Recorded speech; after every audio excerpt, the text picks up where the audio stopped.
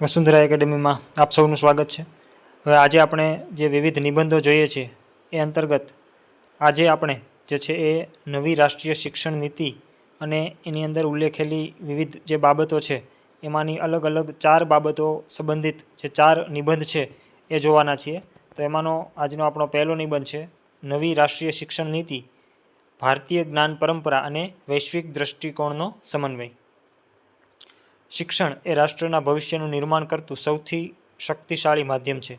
આઝાદીના લાંબા ગાળા બાદ અમલમાં આવેલી નવી રાષ્ટ્રીય શિક્ષણ નીતિ એ માત્ર શૈક્ષણિક માળખાનો સુધારો નથી, પરંતુ તે ભારતને વૈશ્વિક સ્તરે જ્ઞાન મહાસત્તા એટલે કે નોલેજ સુપરપાવર બનાવવાનો એક પવિત્ર અને વ્યવહારિક રોડમેપ છે. મેનેજમેન્ટ ગુરુ પીટર ડ્રકરે સાચું જ કહ્યું છે કે ભવિષ્યની આગાહી કરવાનો શ્રેષ્ઠ માર્ગ તેનું જાતે નિર્માણ કરવાનો છે. આ નીતિ ભારતના યુવાધનને 21મી સદીના વૈશ્વિક પડકારો સામે સક્ષમ બનાવીને ભવિષ્યના સમૃદ્ધ ભારતનું નિર્માણ કરવાની દૂરંદેશી ધરાવે છે. આ નીતિની સૌથી મોટી વૈચારિક વિશેષતા એ છે કે તે ભારતીય જ્ઞાન પરંપરા, નૈતિક મૂલ્યો અને સાંસ્કૃતિક અસ્મિતાને આધુનિક વિજ્ઞાન અને ટેકનોલોજી સાથે જોડે છે. વર્ષો જૂની મેકોલોની ગોખણપટ્ટી આધારિત શિક્ષણ પદ્ધતિને તિલાંજલિ આપીને આ નીતિ વિદ્યાર્થીઓમાં સર્જનાત્મક વિચારસરણી અને તાર્કિક ક્ષમતા વિકસાવવા પર ભાર મૂકે છે. આલ્બર્ટ આઇન્સ્ટાઈને શિક્ષણના સાચા આત્માને સ્પષ્ટ કરતાં કહ્યું હતું કે શિક્ષણ એ માત્ર તથ્યો કે આંકડાઓ યાદ રાખવાનું કારખાનું નથી, પરંતુ તે મનને નવી દિશામાં વિચારવાની તાલીમ આપવાનું સાધન છે. એનઈપી આ જ વિચારને સાર્થક કરે છે. વહીવટી અને પ્રશાસનિક સ્તરે આ નીતિનું સફળ અમલીકરણ એ આજના સમયની સૌથી મોટી કસોટી છે. પ્રાથમિક શાળાઓમાં ધોરણ 3 થી 8ના સ્તરે વિદ્યાર્થીઓની કૌશલ્ય કસોટી, સર્વાંગી પત્રક અને રમતગમત દ્વારા શિક્ષણ જેવા પ્રયોગો વહીવટી તંત્રની સક્રિયતા માંગી લે છે. મહાત્મા ગાંધીજીએ શાસન અને વ્યવસ્થાની પવિત્રતા વિશે કહ્યું હતું કે કોઈ પણ નવી નીતિની સફળતા તેના દસ્તાવેજોમાં નહીં, પણ જમીની સ્તરે તેના પ્રામાણિક અમલીકરણ પર આધારિત છે. જ્યારે આપણો વહીવટી સ્ટાફ અને શિક્ષકો આ નીતિના મૂળ હાર્દને સમજીને કાર્ય કરશે, ત્યારે જ ભારત સાચા અર્થમાં વૈશ્વિક જ્ઞાનનું કેન્દ્ર બની શકશે. ત્યારબાદ આપણો બીજો નિબંધ છે નવી શિક્ષણ નીતિનું નૂતન માળખું અને બાળકેન્દ્રી અભિગમ 5+3+3+4. માનવ સમાજની પ્રગતિનો સાચો આધાર જે તે દેશની શિક્ષણ વ્યવસ્થા પર રહેલો હોય છે. ભારત જેવા વિશાળ અને વૈવિધ્યસભર દેશમાં લાંબા સમય બાદ શૈક્ષણિક માળખામાં ધરમૂળથી ફેરફાર કરતી રાષ્ટ્રીય શિક્ષણ નીતિ અમલમાં મૂકવામાં આવી છે.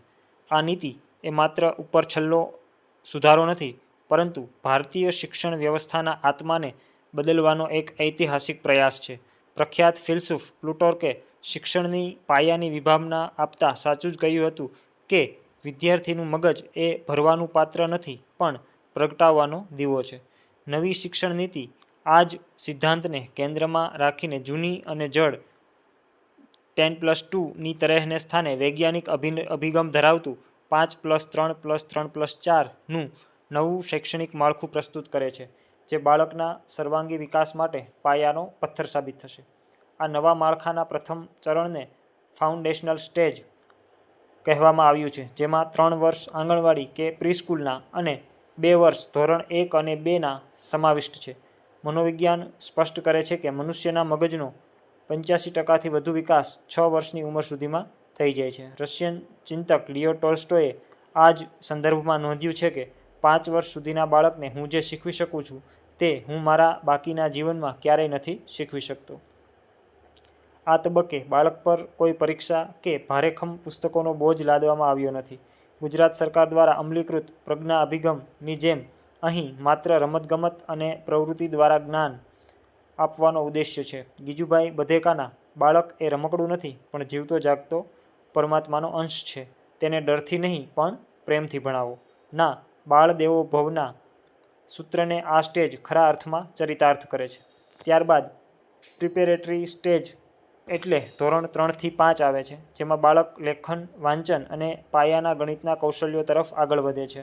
મિડલ સ્ટેજ એટલે કે ધોરણ 6 થી 8માં વિદ્યાર્થીઓને વિજ્ઞાન, ગણિત, કળા અને સામાજિક વિજ્ઞાન જેવા વિષયોની વ્યાવહારિક સમજ આપવામાં આવે છે. ચીની ફિલસૂફ કન્ફ્યુશિયસનું વિધાન છે કે હું સાંભળું છું તો ભૂલી જાઉં છું, હું જોઉં છું તો યાદ રાખું છું, પણ હું જાતે કરું છું તો સમજી જાઉં છું. આ જ સિદ્ધાંત હેઠળ આ સ્ટેજ પર વિદ્યાર્થીઓ માટે 10 દિવસના બેગલેસ ડેઝ અને સ્થાનિક કલાકારો કે કારીગરો સાથે રહીને વ્યાવસાયિક કૌશલ્યો શીખવાનું આયોજન કરાયું છે. અંતિમ ચરણ સેકન્ડરી સ્ટેજ એટલે ધોરણ 9 થી 12 છે, જેમાં આર્ટ્સ, કોમર્સ કે સાયન્સ જેવા કડક વિભાજનો હટાવી લેવાયા છે. વિદ્યાર્થી પોતાની રુચિ મુજબ ભૌતિક વિજ્ઞાનની સાથે સંગીત કે ફેશન ડિઝાઇનિંગ જેવા વિષયો પણ પસંદ કરી શકે છે. વહીવટી દ્રષ્ટિએ આ આખું માળખું ધોરણ 3 થી 8ના સતત અને સર્વગ્રાહી મૂલ્યાંકન માળખા સાથે જોડાયેલું છે. શાળાકીય સ્તરે ગુણવત્તાસભર પરિણામપત્રકો અને સપ્રમાણ વાર્ષિક આયોજનો દ્વારા શિક્ષણના સ્તરને વૈશ્વિક ધોરણો સમકક્ષ બનાવવાનો પ્રયાસ થઈ રહ્યો છે. ઉપસંહારમાં કહી શકાય કે નવું 5+3+3+4નું માળખું વિદ્યાર્થીને ગોખણપટ્ટીના પાંજરામાંથી મુક્ત કરીને મુક્ત આકાશમાં ઉડવાની પાંખો આપે છે.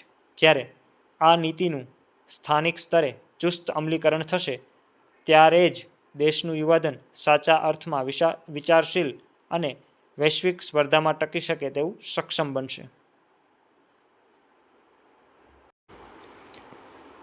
ત્યાર પછીનો આપણો ત્રીજો નિબંધ છે રાષ્ટ્રીય શિક્ષણ નીતિમાં માતૃભાષાનું ગૌરવ અને પ્રારંભિક શિક્ષણ. કોઈપણ શૈક્ષણિક નીતિની સફળતાનો ખરો આધાર એ બાબત પર રહેલો છે કે તે બાળકની મૂળભૂત વિચાર પ્રક્રિયાને કેટલી સહજ બનાવે છે. નવી રાષ્ટ્રીય શિક્ષણ નીતિનું સૌથી સબળ, ક્રાંતિકારી અને પ્રશંસનીય પાસું એ પ્રાથમિક શિક્ષણમાં માતૃભાષાને આપવામાં આવેલું સર્વોચ્ચ સ્થાન છે. 20મી સદીના વૈશ્વિકરણના આંધળા અનુકરણમાં આપણે અંગ્રેજી માધ્યમ પાછળ એટલી આંધળી દોટ મૂકી હતી કે આપણું બાળક પોતાની સંસ્કૃતિ અને મૌલિકતા ગુમાવી રહ્યું હતું. મહાત્મા ગાંધીજીએ માતૃભાષાનું મહત્ત્વ સમજાવતા અદ્ભુત વિધાન કર્યું હતું કે જેમ માતાનું દૂધ બાળક માટે સર્વશ્રેષ્ઠ છે, તેમ માતૃભાષા શિક્ષણ માટે સર્વશ્રેષ્ઠ છે. એનઈપીના આ મહાત્માના વિચારને કાયદાકીય અને વ્યવહારિક પીઠબળ પૂરું પાડે છે. નવી નીતિ સ્પષ્ટપણે નિર્દેશ કરે છે કે ધોરણ 5 સુધી અને શક્ય હોય ત્યાં સુધી ધોરણ 8 સુધી શિક્ષણનું માધ્યમ માતૃભાષા, સ્થાનિક ભાષા કે પ્રાદેશિક ભાષા જ હોવું જોઈએ. વૈજ્ઞાનિક અને મનોવૈજ્ઞાનિક સંશોધનો સાબિત કરે છે કે બાળક ઘરમાં જે ભાષા બોલે છે તે જ ભાષામાં જ્યારે શાળામાં વિભાવનાઓ સમજાવવામાં આવે ત્યારે તેનો ગ્રહણ રેશિયો અનેક ગણો વધી જાય છે. નેલ્સન મંડેલાએ ભાષાના પ્રભાવ વિશે સાચું જ કહ્યું હતું કે જો તમે કોઈ માણસ સાથે તેની ભાષામાં વાત કરો તો તેના હૃદય સુધી પહોંચે છે. પરભાષામાં ગોખણપટ્ટી કરતું બાળક માત્ર ગુણ મેળવી શકે છે, પણ મૌલિક ચિંતન કે નવીન સંશોધન કરી શકતું નથી. માતૃભાષામાં ભણવાથી બાળકનો શાળા પ્રત્યેનો ભય દૂર થાય છે અને ડ્રોપ આઉટ રેશિયો નોંધપાત્ર રીતે ઘટાડી શકાય છે. વહીવટી સ્તરે ગુજરાત શિક્ષણ વિભાગ દ્વારા પાઠ્યપુસ્તકોનું માતૃભાષામાં સરળીકરણ અને પ્રાથમિક શાળાઓના વાર્ષિક આયોજનોમાં માતૃભાષાના મૌખિક અને લેખિત પ્રવાહને વિશેષ મહત્ત્વ આપવામાં આવ્યું છે. ધોરણ 3 થી 8ના સતત અને સર્વગ્રાહી મૂલ્યાંકન પત્રકોમાં પણ ભાષાકીય કૌશલ્યો જેવા કે શ્રવણ, કથન, વાંચન અને લેખનને સપ્રમાણ વણી લેવાયા છે. ભારતીય બંધારણના આત્મસન્માન વસુધૈવ કુટુંબકમની ભાવના ત્યારે જ જાગૃત થાય જ્યારે આપણે આપણી માટી અને આપણી ભાષા સાથે જોડાયેલા રહીએ. આ નીતિ બહુભાષાવાદને પણ પ્રોત્સાહન આપે છે, જેથી બાળક માતૃભાષા શીખવાની સાથે અન્ય ભારતીય અને વિદેશી ભાષાઓ પણ સ્વેચ્છાએ શીખી શકે. ઉપસંહાર રૂપે કહી શકાય કે ભાષા એ માત્ર સંવાદનું માધ્યમ નથી, પરંતુ તે સંસ્કૃતિ, પરંપરા અને મૂલ્યોની વાહક છે. નવી શિક્ષણ નીતિ દ્વારા માતૃભાષાને મળેલું આ ગૌરવશાળી સ્થાન આવનારી પેઢીને જડમૂળથી મજબૂત કરશે. જ્યારે દેશનો વૈજ્ઞાનિક, વહીવટી અધિકારી કે શિક્ષક પોતાની માતૃભાષામાં વિચારીને રાષ્ટ્રના પ્રશ્નોના ઉકેલ શોધશે, ત્યારે જ ભારત સાચા અર્થમાં સ્વનિર્ભર અને વૈશ્વિક સ્તરે માનસિક ગુલામીમાંથી મુક્ત થયેલું રાષ્ટ્ર બની શકશે. ત્યાર પછીનો આપણો ચોથો નિબંધ છે 21મી સદીમાં શિક્ષક સજ્જતા અને રાષ્ટ્રીય શિક્ષણ નીતિ. કોઈપણ રાષ્ટ્રના ઘડતરમાં અને શૈક્ષણિક નીતિના સફળ અમલીકરણમાં જો કોઈ સૌથી મહત્ત્વની કડી હોય તો તે શિક્ષક છે. ભલે શાળાઓ ગમે તેટલી ડિજિટલ બની જાય, સ્માર્ટ બોર્ડ આવી જાય કે આર્ટિફિશિયલ ઇન્ટેલિજન્સ એઆઈનો વ્યાપ વધી જાય, પરંતુ જ્યાં સુધી તે એક સમર્પિત અને સક્ષમ શિક્ષક વર્ગખંડમાં હાજર નહીં હોય ત્યાં સુધી શિક્ષણનો સાચો ઉદ્દેશ ક્યારેય સિદ્ધ થઈ શકતો નથી. આપણા પૂર્વ રાષ્ટ્રપતિ અને મહાન શિક્ષણશાસ્ત્રી ડૉક્ટર સર્વપલ્લી રાધાકૃષ્ણને સાચું જ કહ્યું છે કે શિક્ષકો એવા હોવા જોઈએ જેઓ દેશના સર્વશ્રેષ્ઠ મગજ હોય અને જેમનામાં રાષ્ટ્ર પ્રત્યે સમર્પણ ભાવ હોય. નવી રાષ્ટ્રીય શિક્ષણ નીતિ શિક્ષકની આ ગરિમાને પુનઃસ્થાપિત કરવા અને 21મી સદીના પડકારો સામે તેમને સજ્જ કરવા માટે પ્રતિબદ્ધ છે. એનઈપી અંતર્ગત શિક્ષકોની ભરતી, તાલીમ અને વ્યાવસાયિક વિકાસ માટે કડક અને ગુણવત્તાયુક્ત માપદંડો નક્કી કરવામાં આવ્યા છે. વર્ષ 2030 સુધીમાં શિક્ષકો માટે 4 વર્ષનો એકીકૃત બીએડ એટલે કે ઇન્ટિગ્રેટેડ બીએડ કોર્સ ફરજિયાત બનાવવાનું લક્ષ્ય છે, જેથી માત્ર ગંભીરતાપૂર્વક શિક્ષણ ક્ષેત્રે કારકિર્દી બનાવવા ઈચ્છતા ઉમેદવારો જ આ ક્ષેત્રમાં આવે. ગુજરાત સરકાર દ્વારા લેવાતી ટાટ એટલે કે ટીચર એપ્ટિટ્યૂડ ટેસ્ટ અને ટેટ જેવી પારદર્શક પરીક્ષાઓ આ જ દિશાનું એક મક્કમ કદમ છે, જેના દ્વારા વિષય નિષ્ણાંત અને શૈક્ષણિક અભિયોગ્યતા ધરાવતા શ્રેષ્ઠ શિક્ષકોની વહીવટી ભરતી શક્ય બની છે.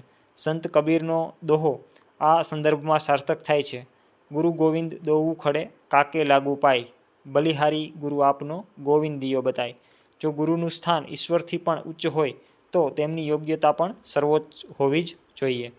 નવી નીતિ મુજબ દરેક શિક્ષકે વર્ષમાં ઓછામાં ઓછા 50 કલાકના સતત વ્યાવસાયિક વિકાસ કાર્યક્રમો કે તાલીમમાં ભાગ લેવો અનિવાર્ય છે.